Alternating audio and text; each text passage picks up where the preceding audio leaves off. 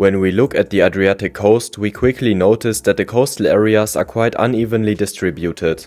While some countries like Italy, Croatia and Albania have been able to claim huge stretches of coastline for themselves, other countries are almost completely cut off from it.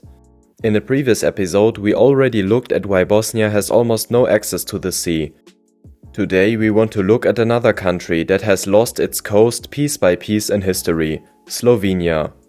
How did the Italians in particular manage to acquire more and more coastal territory? Why is Slovenia so squeezed between Italy and Croatia? And why is there still a conflict about the exact border?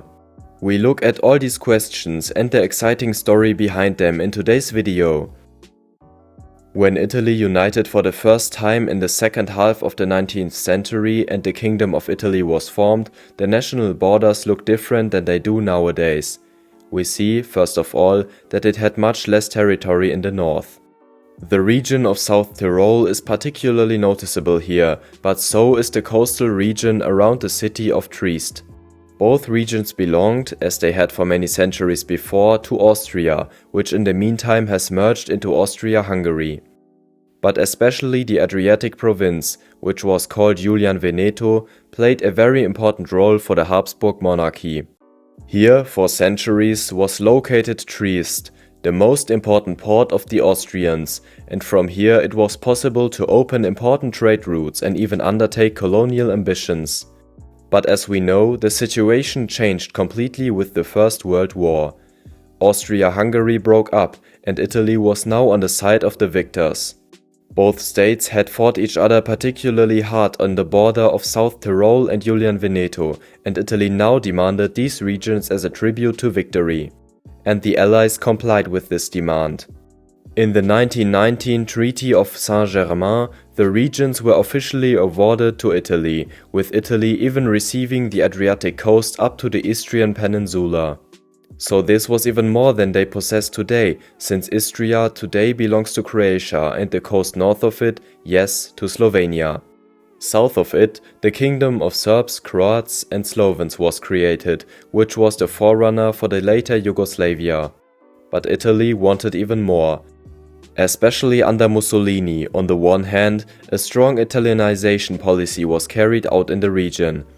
Many Slavs were expelled and resistance brutally suppressed, but on the other hand, they claimed the entire Adriatic coast all the way to Greece. This was also one of the reasons why Mussolini allied himself with Hitler, because with his help he wanted to achieve the dream of his great Italian empire that would encompass the entire Adriatic coast. And the plan seemed to work at first. Although the initial Italian invasion of the Balkans failed miserably, with the help of the Germans they did manage to bring a large part of the coastal areas under their control in the meantime. But this was short-lived. The Allies inflicted heavy defeats on the Italians quite early on, which is why the Italians changed sides relatively quickly. They wanted to be on the side of the victors in time and hoped to be allowed to keep some of the Adriatic territories. In addition, of course, they also wanted to keep the territories they had received after the First World War. The latter was also largely successful. The regions of Trentino and South Tyrol remained with Italy, as did the coastal strip up to Trieste. However, the Adriatic territories won in the war were largely assigned to Yugoslavia, as was Istria, which had belonged to Italy for a short time after the First World War. However, a major dispute arose over the important port city of Trieste. And since neither side could clearly prevail during the long negotiations, the victorious powers agreed on the establishment of the Free Territory of Trieste under the protection of the United Nations. Thus, a neutral, multi-ethnic, free state was to be created, which could serve as a buffer zone between Italy and Yugoslavia. The new state was temporarily divided into two zones. Zone A, which included the city of Trieste, was occupied by British and US soldiers. And Zone B was occupied by the Yugoslav People's Army. But the invasion did not work as the Allies had imagined, and disputes between the two zones broke out again and again. Both sides were not very willing to compromise, and for years it was not possible to establish a functioning government and administration independent of the occupying forces. In 1954, therefore, the Trieste experiment was declared a failure. Zone A was assigned to Italy and Zone B to Yugoslavia. Italy was of course very enthusiastic about this, as they now received the city of Trieste and thus even more coastal territory. For the region of Slovenia, which at that time belonged to Yugoslavia, the enlargement of Italy was not a problem at first, since Yugoslavia as a whole had a long coastline. It was not until independence in 1991 that it found itself squeezed between Italy and Croatia, which is why the coastline is still so unevenly distributed today.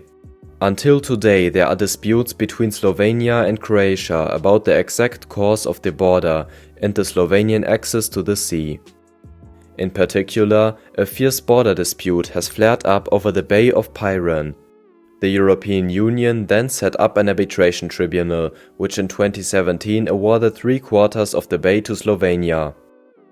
In addition, Slovenia was allowed a corridor between Croatian and Italian territory, so that it could reach international waters. But Croatia refuses to recognize this ruling until today.